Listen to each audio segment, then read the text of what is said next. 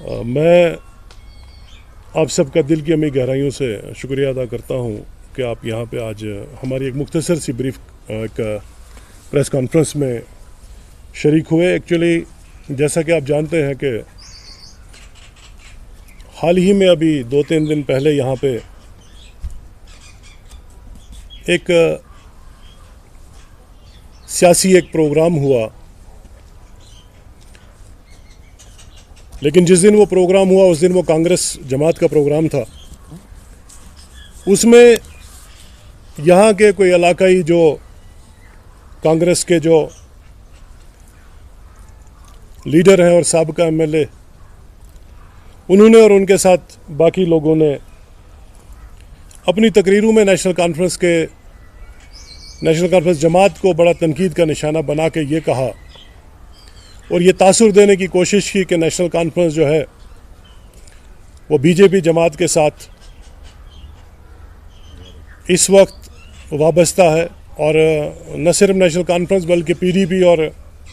दूसरी रियासती जमातें, इलाकाई जमातों को तनकीद का निशाना बनाया।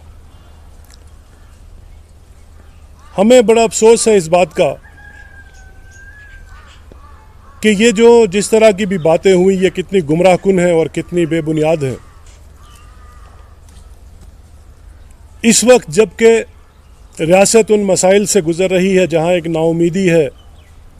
अफरा तफरी है, खौफ व हिरास है, कत्ल गारत है, इस वक्त उन मसाइल की तरफ उनको उजागर करने की जहां ज़रूरत थी, वहीं रियासत में जितनी भी फर्स्ट वाइल स्टेट में जितनी भी इलाकाई जमातें हैं, हम ये समझते हैं कि इनकी जो बातें हैं ये इस बात की अक्कासी करते हैं कि एक जैसे माजी में भी और इस वक्त भी जो आप देख रहे हैं कि रियासत में जितनी भी इलाकाई जमातें हैं, जिसमें सरफहरिस्त नेशनल कॉन्फ्रेंस सबसे मजबूत तरीन और बड़ी जमात है, उसके साथ साथ जो बाकी पीएचडी की जितनी भी जमातें हैं, एक मनसूबाबंद साजिश के तहत, एक मंसूबे के तहत उनको बदनाम करके, उनकी इमेज को ख़राब करके ये लोग रियासत की आवाम को कमज़ोर करना चाहते हैं, रियासत की आवाम को डिवाइड करना चाहते हैं, ताकि उन साजिशों के जो नापाक मंसूबे हैं जो यहाँ रियासत जम्मू कश्मीर को तहस नहस करना चाहते हैं, जिसका जो एक मंसूबाबंद प्रोग्राम के तहत हो रहा है, हमें तो ये लगता है कि ये वही एक मंसूबाबंद प्रोग्राम है। इन लोगों ने, जिसे हम G23 का नाम देंगे, इन्होंने मरकज़ में भी ये अपने घर को देखे, अपने घर में इनको इंट्रोस्पेक्ट करने की ज़रूरत है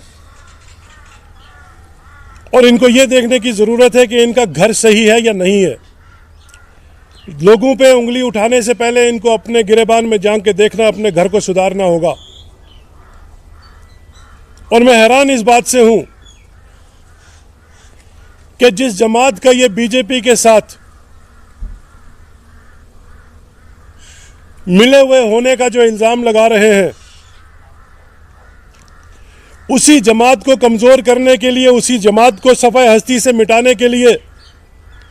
न सिर्फ रियासत के अंदर बल्कि बैरूनी रियासत में भी एक बहुत बड़ी गिनावनी साजिश हो रही है, जिससे नेशनल कॉन्फ्रेंस के वजूद को मिटाने की कोशिश माजी में भी हुई और आज भी की जा रही है। लेकिन अल्लाह का करम है और आवाम का प्यार है कि इन्होंने जितनी भी कोशिश की नेशनल कॉन्फ्रेंस को कमज़ोर करने की, नेशनल कॉन्फ्रेंस लोगों की दुआओं से उतनी ही मजबूत होती चली जा रही है। जिसमें माजी में आपने डीडीसी इलेक्शन देखा कि ये जो जमात जो आज बहुत बुलंद दावे कर रही है, इसका कहीं रियासत में कहीं वजूद भी नजर नहीं आया। और मुझे हैरत इस बात से भी हो रही है कि जो जमात नेशनल कॉन्फ्रेंस और पीडीपी को बीजेपी का साथी होने की बात कर रही है, हमारे माजी में पार्लियामेंट में जब हमने एक बड़ा हैरान कुन वाक़ा देखा, उस वाक़ा में मुल्क के वज़ीर आज़म नरेंद्र मोदी साहब की आंखों में किन के लिए आंसू टपके, तमाम चीज़ें जो है इस बात की अक्कासी करते हैं। और आवाम को उनकी आंखें खोलने के लिए मेरे ख्याल में ये काफ़ी है कि जिनके लिए मोदी साहब की आंखों में आंसू है वो उनके साथ मिले हैं कि जो जमात या रियासती अवाम के मफाद की खातिर, उनके वजूद की खातिर, उनके तशक्कुस की खातिर, इस रियासत की तकद्दुस की खातिर जो माजी में भी कुर्बानियाँ देती चली आ रही है और आज भी कुर्बानियाँ दे रही है, वो उनके करीब है। या जिनके लिए आंसू बह रहे हैं वो उनके करीब है। हम इनके इस प्रोपेगेंडे को, गुमराहकुन प्रोपेगेंडे की ज़बरदस्त मजम्मत करते हैं और इन्हें ये याद दिलाना चाहते हैं कि कांग्रेस का 1947 से लेकर आज तक इस रियासत और इस रियासत के अवाम के मुखालिफ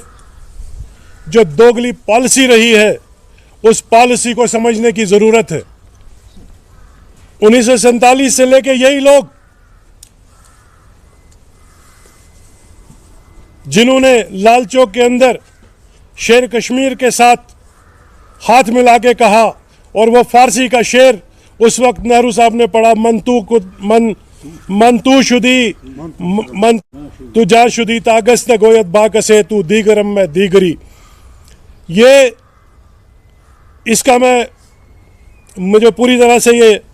याद नहीं है, लेकिन इसका मतलब जो है वो यही है, मैं दिल हो गया तू जान हो गया, मैं तू हो गया तू मैं हो गया, ताकि कोई ये ना कहे कि तू कोई और है मैं कोई और हूँ। और इन्हीं लोगों ने 1953 में 9 अगस्त 1953 के अलमनाग वाक़े में शेर कश्मीर जनाब शेख मोहम्मद अब्दुल्ला को एक झूठी साजिश के तहत एक फर्जी मामले में कैद कर दिया। और उसके बाद जो 1947 में रियासत के महाराजा और मरकज़ के बीच में जो इल्हाक हुआ था दफ़ा 370 की सूरत में, फिर 1953 के बाद इन्होंने किस तरह उसको खोखला करने की कोशिश की। और 1964 में अगर आपको याद होगा, तब तक यहाँ वज़ीर आज़म जम्मू कश्मीर हुआ करता था,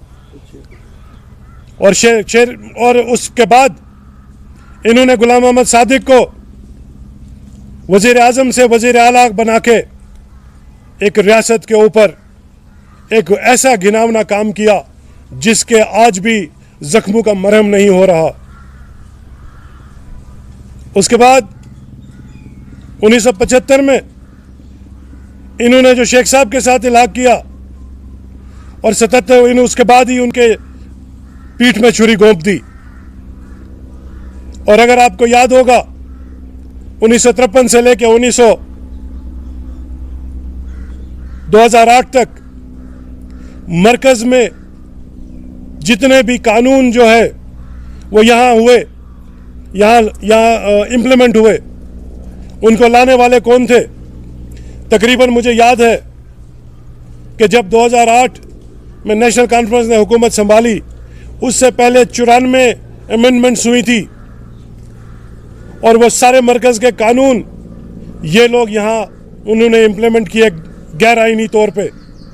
और उसके बाद सिर्फ 2 कानून यहाँ इम्प्लीमेंट हुए, लेकिन जो 92 कानून है वो इन्होंने चोर दरवाजे से कांग्रेस वालों ने इस रियासत में इम्प्लीमेंट कराए। और अमित शाह साहब जो होम मिनिस्टर है, उन्होंने 5 अगस्त को जब दफ़ा 370 और 35 को तोड़ा गया गैर आईनी तौर पे, तो अमित शाह साहब ने अपनी तकरीर में कहा पार्लियामेंट के अंदर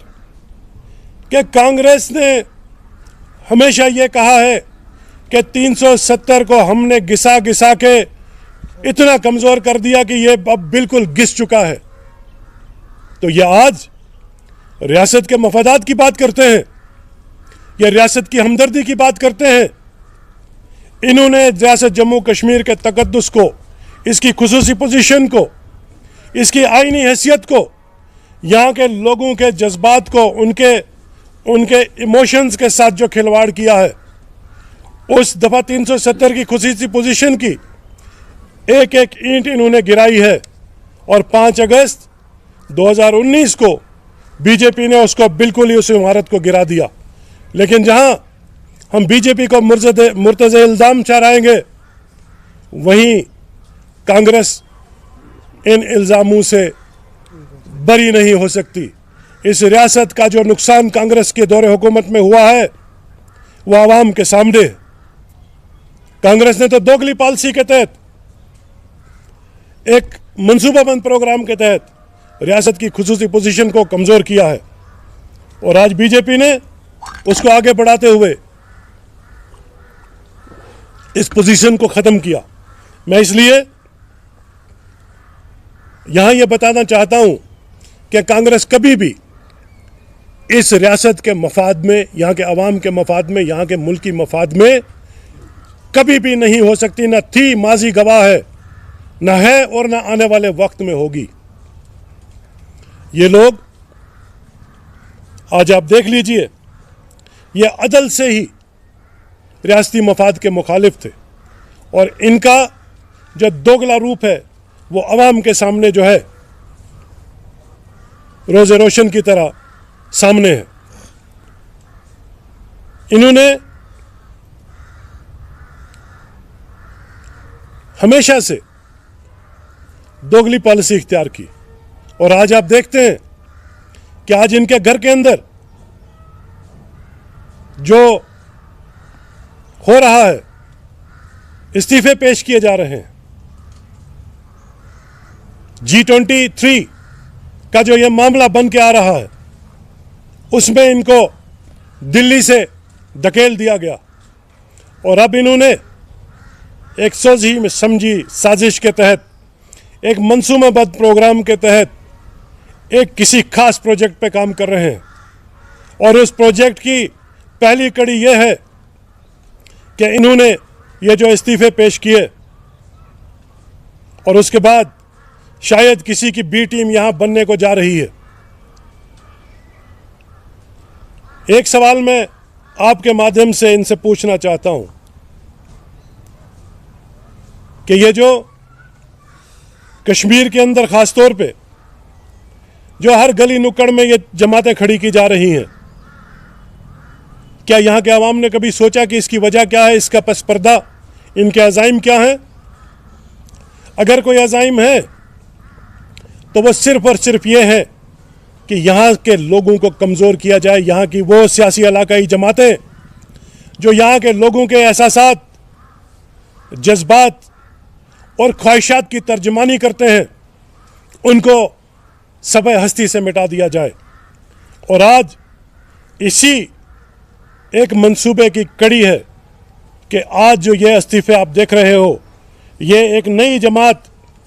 एक और जमात खड़े करने की एक कोशिश हो रही है ताकि यहाँ पे इलाकाई जमातों को कमज़ोर किया जाए। लेकिन हम इनको वाज़ेह तौर पे ये बता देना चाहते हैं कि आपने माजी में भी बहुत कोशिशें की, नेशनल कॉन्फ्रेंस कमज़ोर नहीं हो सकी। आप भी आज कोशिश करके देखो, नेशनल कॉन्फ्रेंस कमज़ोर नहीं होगी। आप जितना इसको दबाने की कोशिश करोगे उतना ये उभर के आएगी।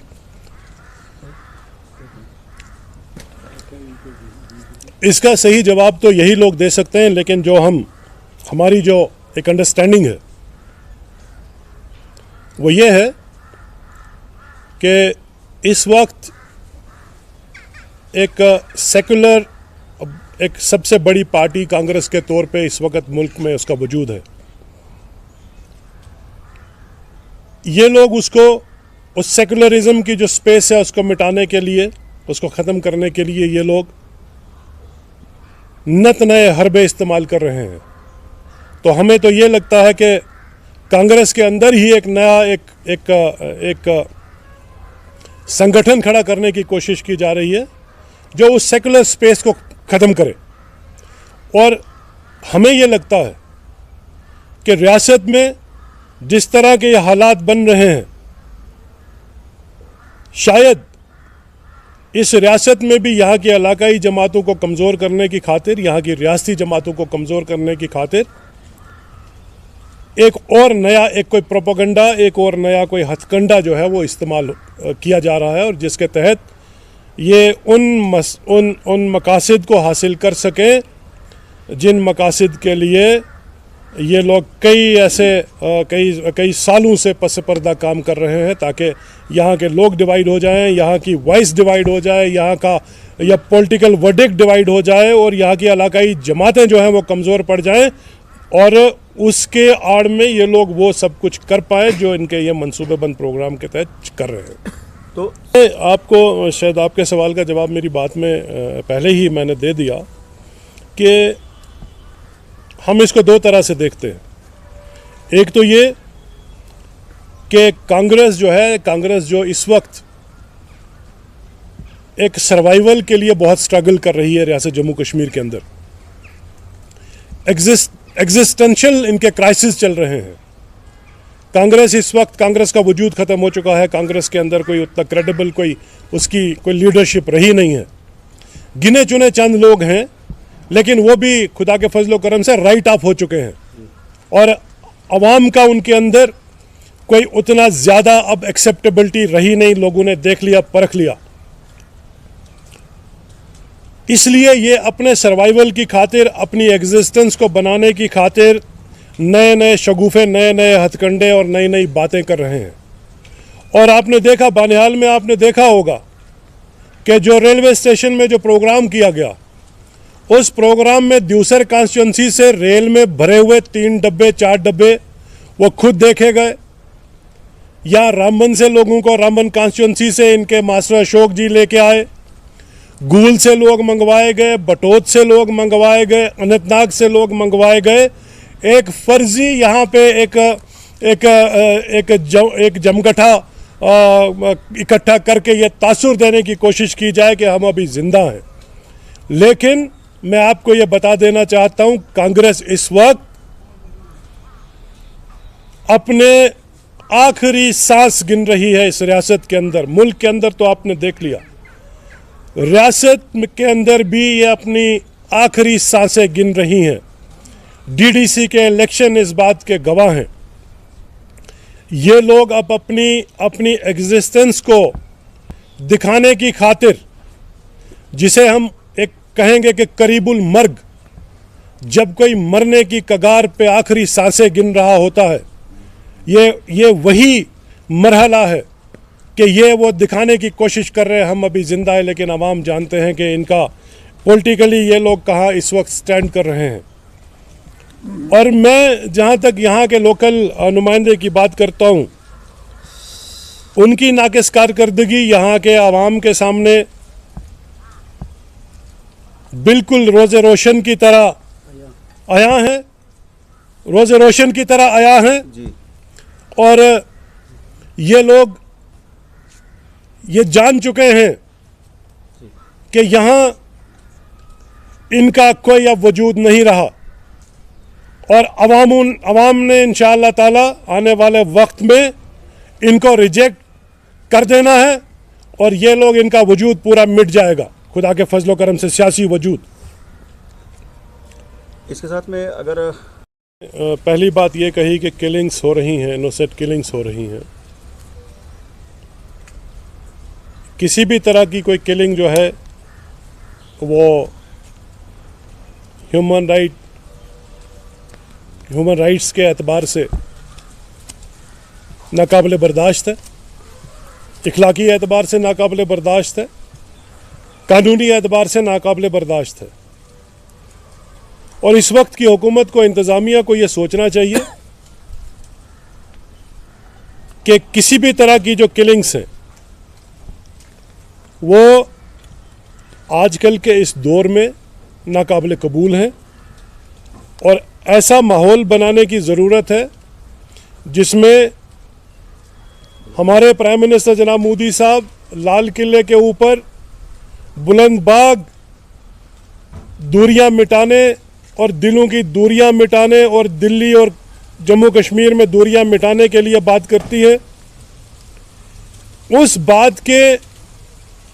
उसको अमलाने की खातिर उनको ज़मीनी हालात पे देख के इस तरह के जो वाक़ात पेश आते हैं, जो दिलदोज़ वाक़ात हैं, उस पे रोक लगाने की ज़रूरत है। और जो हाल ही में ये सानिया हुआ है, जिसका जो इशारा आपने दिया है हैदरपुरा में, मैं ये समझता हूँ कि इसकी तहकीकात होनी चाहिए, जुडिशल इसका प्रोब होना चाहिए। और जैसा कि नेशनल कॉन्फ्रेंस की क़यादत ने, जनाब डॉक्टर फारूक अब्दुल्ला साहब ने कल लेफ्टिनेंट गवर्नर साहब से फ़ोन करके कहा कि उनसे गुजारिश की कि इस पे इसकी जुडिशल इंक्वायरी हो, इम्पार्शल जुडिशल इंक्वायरी हो, और इस पे अगर कोई मुलविस है तो उसको कैफ़े किरदार तक पहुंचाना चाहिए। और हम भी ये मुतालबा करते हैं, और हम एक बात का तो वेलकम करते हैं कि इंतज़ामिया ने कश्मीर में एक SIT कॉन्स्टिट्यूट करके एक इशारा ये दे दिया कि कहीं ना कहीं इंतज़ामिया को भी इस सारे एपिसोड पे कहीं ना कहीं डाउट नज़र आ रहा है। और हम ये यकीन रखेंगे कि इसमें जो जितने भी लोग वहाँ पे मारे गए, उनके जो लवाहिकीन के मुताबिक वो कहते हैं कि इनोसेंट हैं, एक डॉक्टर और एक गूल का भी यहाँ से एक रहने वाला एक बाशिंदा है। उनके वालिदैन की तरफ से भी हमने वो वीडियो देखा है, उससे भी उनका ये कहना है कि ये इनोसेंट है। तो इसका एक थारो प्रोब हो जाना चाहिए। और इंतज़ामिया को ये देखना चाहिए कि अगर यहाँ हर रोज़ कहीं ना कहीं कोई सानहा पेश आता है, कोई हादसा पेश आता है, अगर उस पे शोर नहीं होता, तो ये जो हैदरपुरा वाला इंसिडेंट आज पेश आया है, तो इस पे जो शोर हो रहा है और इस पे SIT जो कायम हुई है, तो हमें ये यकीन है कि इम्पार्शल प्रोब होगा। और अगर कोई इसमें ये फ़र्ज़ी कोई सिलसिला होगा तो उसमें उन लोगों को कानूनी तौर पे पूरी तरह से उनको वो सज़ा दी जाएगी जिसके वो मुस्तहिक होंगे। रहा सवाल सड़कों का, तो मैं आपको ये बता देना चाहता हूँ कि इन लोगों ने अपने दौरान जो 10-12 साल हैं, उन 10-12 सालों में जो काम किया है, जो नाकिस कारकर्दगी दिखाई है, उसकी वजह से हल्का इंतखाब बानिहाल 20 साल 30 साल पीछे चला गया। उस वक्त में दावे तो बहुत किए गए, लेकिन ज़मीनी सतह पे वो सारे फर्जी थे, झूठ था। ये लोग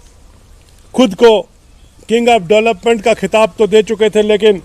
इलाके की डेवलपमेंट नहीं हुई, इनकी सेल्फ डेवलपमेंट हुई। इन्होंने करप्शन को इतना परवान चढ़ाया, इन्होंने इतनी बेज़ाब्तगियाँ की, इन्होंने इतना नेपोटिज़म किया, इन्होंने ज़मीनों पे इस कदर गैरकानूनी कब्ज़े किए। और उन 12 सालों में जो आवाम को जो तकलीफ़ पहुँचाई, आवाम को जिन परेशानियों का सामना करना पड़ा, उसकी हमें इस सब मिसाल नहीं मिलती। वो दौर जो था वो बानिहाल की तारीख का स्यातरीन दौर था। उसमें अगर ये चाहते तो बानिहाल को ये 20-30 साल आगे लेके चले जाते, लेकिन इन्होंने क्या किया कि इन्होंने ये सिर्फ अपने आप को इतना लोगों के हकूक़ के पे डाके डाल के अपने आप को इतना ज़्यादा डेवलप कर दिया कि गरीबों की इनको फ़िक्र नहीं रही। मैं ये समझता हूँ कि इनके वक्त में डेवलपमेंट का कहीं निशान नहीं था। अगर यहाँ पे डेवलपमेंट हुई तो वो उमर साहब, जनाब उमर अब्दुल्ला साहब जब वज़ीर आला थे, उनकी वजह से हुई। यहाँ घर तहसीलें बनी, यहाँ सब डिवीज़न बना, यहाँ पे हर जगह पे CD ब्लॉक बने, यहाँ सब डिवीज़न बने। और यही वो जमात थी जिन्होंने जनाब उमर अब्दुल्ला साहब को इस्तीफ़ा देने पे मजबूर कर दिया था। और जब 762 के करीब जो एडमिनिस्ट्रेटिव यूनिट उमर साहब ने एक प्रपोज़ल बनाया, तो कौन लोग थे जिन्होंने उसको रोकने की कोशिश की, और क्या ऐसे हालात बने जब उमर अब्दुल्ला साहब ने इस्तीफ़ा देने के लिए वो तैयार हो गए?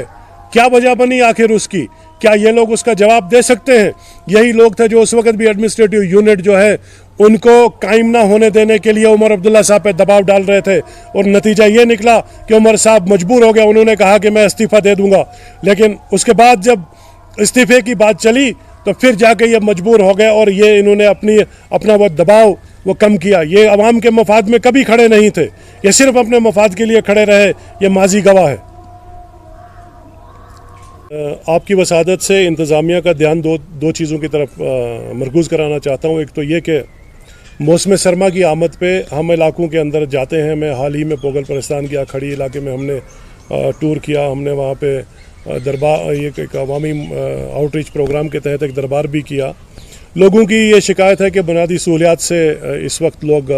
परेशान हैं, बिजली की अदम दस्तयाबी की वजह से परेशान है, और जो राशन वगैरह है उसकी कमी हर जगह पे है। तो मेरी हुकूमत से, इंतज़ामिया से ये गुजारिश है कि 3 महीने का राशन और अनइंटरप्टेड पावर सप्लाई, बिजली पानी को मुहैया कराया जाए, इस सरमा के अंदर, ख़ास तौर इस विंटर के अंदर उसको मुहैया कराया जाए। और ख़ास तौर पे मिट्टी का तेल की अदम दस्तयाबी की वजह से भी लोग परेशान हैं, और मेरी इंतज़ामिया से गुजारिश है कि मिट्टी का तेल भी दस्तयाब कराया जाए, गैस दस्तयाब कराया जाए। इसके साथ साथ एक बड़ा बर्निंग इशू है इस बानिहाल तहसील का। यहाँ पे शेर बीबी के अंदर एक हार्ड मिक्स प्लांट लगाया गया है। नेशनल हाईवे के अंदर कोई कंट्रैक्टर है, उसने वो हार्ड मिक्स प्लांट लगाया है, जिसकी वजह से इस पूरे बानिहाल, जिसमें शेर बीबी, वगन, चमलवास, चापनाड़ी, अमकूट, ठाची और चकनाड़वा, इवन ये बनकूट और बानिहाल तक जो है वो ज़बरदस्त उसका पोल्यूशन जो है वो देखने को मिल रहा है। मेरी इंतज़ामिया से गुजारिश है कि एक तो वो ये तहकीकात कराए कि क्या ये जो हार्ड मिक्स प्लांट जो चल रहा है, क्या इसमें वो जो पैरामीटर्स हैं, वो पोल्यूशन नाम्स के मुताबिक जो पैरामीटर्स हैं, क्या उनका उसके मुताबिक इनको वहाँ पे परमिशन दिया गया। और दूसरा, अगर ये वायलेशन है तो क्या नेशनल ग्रीन ट्रिब्यूनल इसमें खामोश क्यों है, इंतज़ामिया इसमें खामोश क्यों है? कहीं ऐसा तो नहीं कि इंतज़ामिया और इनके बीच में कोई साठगांठ है और ये इसलिए नज़रअंदाज हो रहा है? लोगों को हक है कि वो साफ़ व शफाफ हवा जो है, ऑक्सीजन जो है वो सांस ले सकें। लेकिन यकीन जानिए, आप खुद जाके एक दफ़ा देख लीजिए। मैं हाल ही में वहाँ 1-2 दफ़ा गया और मैंने देखा कि इतना ज़्यादा एयर पोल्यूशन उसकी वजह से है, जिससे लोगों की जो है सेहत जो है वो मुतासिर हो रही है। और जितने भी हमारे जो ये है माहौल है, माहौल ख़राब हो रहा है, तब उसका एनवायरनमेंट में डिग्रेड हो रहा है। इसलिए मेहरबानी करके उस चीज़ को फौरी तौर पे उसको देखने की ज़रूरत है और उसमें कानूनी कार्रवाई करने की ज़रूरत है।